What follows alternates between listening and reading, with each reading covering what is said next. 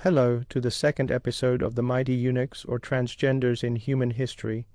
What if I told you that one of history's most powerful empires was brought to its knees, not by the army of conquest or some terrible natural disaster, but by a deer?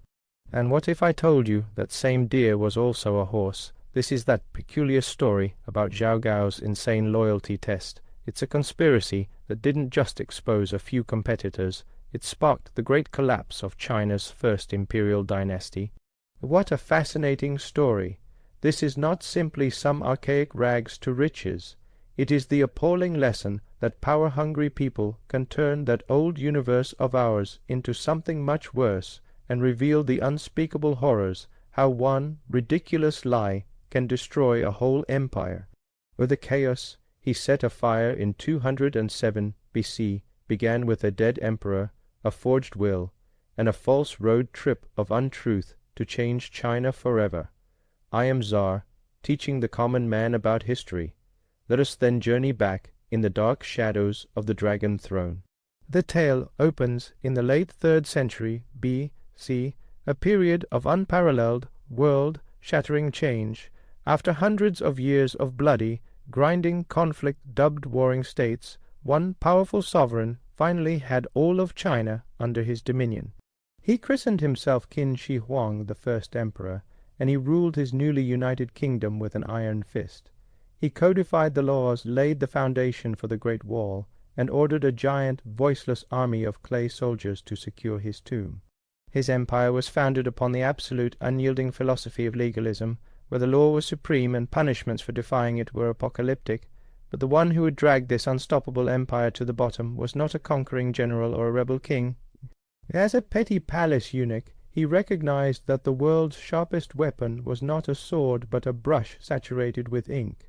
Zhao Gao was a law scholar and brilliant calligrapher, unlike later king eunuchs of the harem, whose strength originated from their own terrible intelligence.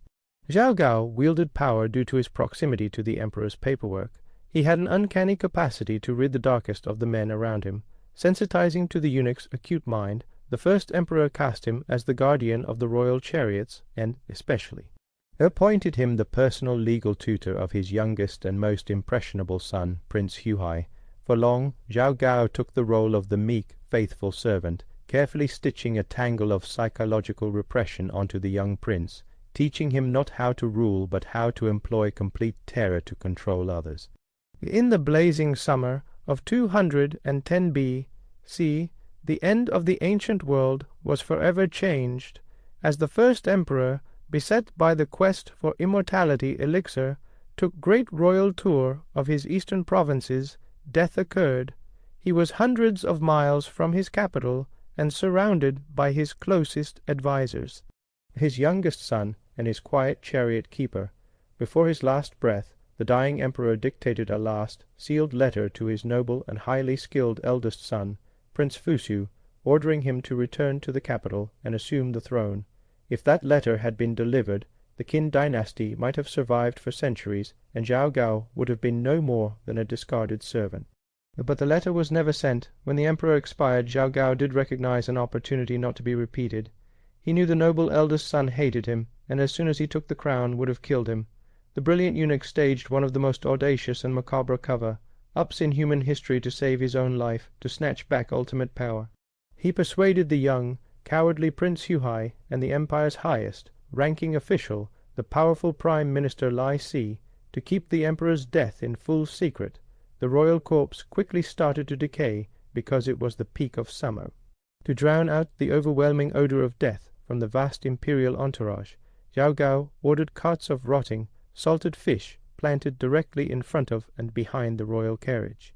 The emperor's meals remained delivered to the emperor's shaded carriage. Forged documents were circulated back out and eventually dispersed in the march back to the capital. Dealing out by the shadows, Zhao Gao completely rewrote the fate of the empire. He forged a new imperial decree, stamped with the dead emperor's seal, and sent it to the northern frontier with Prince Fusu, the eldest son, accompanying the empire's major general. The forged letter viciously condemned the elder son for being unfilial and ordered him to kill himself right away. Bound by an irrepressible sense of duty and an unwavering devotion to honor, the noble prince wept and fell on his sword, totally without realizing that he was obeying orders of a traitorous eunuch. With his rightful heir dead, Zhao Gao placed his foolishly frightened student Hu Hai, the child from the new generation, on the dragon throne as second emperor. From that time on, the eunuch was the ultimate king of the land. The king convinced the young emperor that the only means to guarantee his dominance was to destroy anyone who could question him. Terror and fear seized the capital like never before. In public, bloody spectacles, the young emperor executed all of his own brothers and sisters, per the eunuch's whispered advice. He killed the good generals who had built the empire and installed Zhao Gao's sycophants.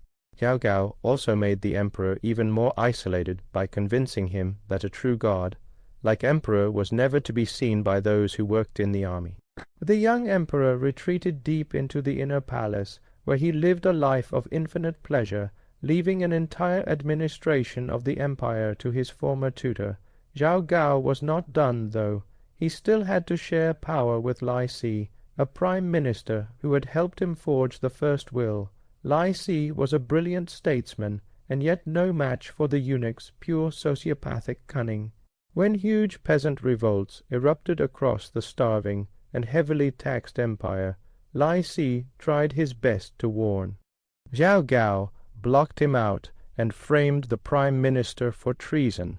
The eunuch personally oversaw Lai Si's interrogation, forcing him into the 5 pains, a series of brutal tortures ending with the prime minister being sliced in half at the waist in a public marketplace. With his last opponent murdered, Zhao Gao took over as chancellor. Instead, he had transformed himself into head emperor. Now he could say everything but name, so Zhao was able to establish his own master power over the frightened imperial court. He set up an elaborate psychological drama that would resonate through all history. One morning he rode a stag into the grand throne room of China to present it to the second emperor. With nothing but a perfectly composed expression, the mighty eunuch said he had brought the emperor a magnificent new horse. The young emperor laughed, took it for a joke, and explained that the creature was obviously a deer. Zhao Gao faced the gathered ministers with his frozen, unblinking eyes and asked what they observed. A paralyzing, suffocating terror settled over the court. Some ministers, sticking to their moral code, gently said it was a deer. Others, recognizing the deadly trap, sang the praises of the eunuch's horse, or rather praised it for its looks as well. And a few just didn't say anything, sweating in terror. Days later, Zhao Gao executed every single person in a row who ever dared call the animal a deer. This fearsome act spawned the iconic Chinese saying, calling a stag a horse, a terrifying shorthand for intentional, total corruption in which a dictator persuades others to deny reality to validate absolute submission. Zhao Gao's regime had now effectively shattered all the government's mind. Truth was no longer what was visible. Truth was anything the eunuch said it was, and while Zhao Gao was torturing ministers about livestock and not showing mercy to them, the world outside the palace walls was going up in flames. Huge rebel armies commanded by virtual geniuses like Xiang Yu and Liu Bang were cruelly destroying the once invincible imperial forces. The empire was crumbling at an impressive pace, and the rebel forces were now charging directly towards the capital. The young second emperor's reaction, when he finally learnt of the horrific truth of the rebellions, was one of panic and an instinct to hold his chancellor, as we are training on, accountable. Knowing his puppet was betraying him, Zhao Gao did not delay. He directed his faithful legions to storm the inner palace, terrifying the frightened young emperor into suicide. The eunuch reached for the imperial jade seal in a moment of massive arrogance, attempting to announce himself the new emperor of China. But when he moved toward the dragon throne, the other courtiers just stared at him in deafening, hostile silence. Even the heavens seemed to reject him. According to ancient historians, the earth shook 3 times that day when he touched the throne. Realizing that he lacked the royal blood to command an army that was already disintegrating, Zhao Gao backed down. He desperately placed a royal nephew named Ziying on the throne, hoping to use him as yet another puppet to negotiate a surrender with the approaching rebel armies and save his own life. But Ziying was not a terrified child. He had seen the eunuch slaughter his entire family, and he knew Zhao Gao would betray him whenever it was convenient. On the day Ziying was to officially accept the royal seal and fast in the ancestral temple, he refused to leave his chambers. Frustrated and impatient, Zhao Gao crept into the young king's private quarters and dragged him to the ceremony. It was the last miscalculation of a man under the illusion that he controlled everything. The moment when the eunuch entered the doors, Ziying's own loyal assassins leapt from the darkness and slew him. The master manipulator, the shadow emperor who had sacrificed his empire to the forge, he died bleeding on the floor of the palace he had so thoroughly corrupted. Before his passing, the realm was too devastated to save. A little more than a month later, the rebel armies had invaded the capital. The mighty Qin dynasty, which the first emperor had boasted would last 10,000 generations, collapsed completely after only 15 years. This fell from within. Dark and poisonous ambitions of a single chariot keeper would dismantle it completely. Here we finish off our second episode. Please subscribe to my content and leave comments. See you in the next episode of the most powerful eunuchs in our history of all time.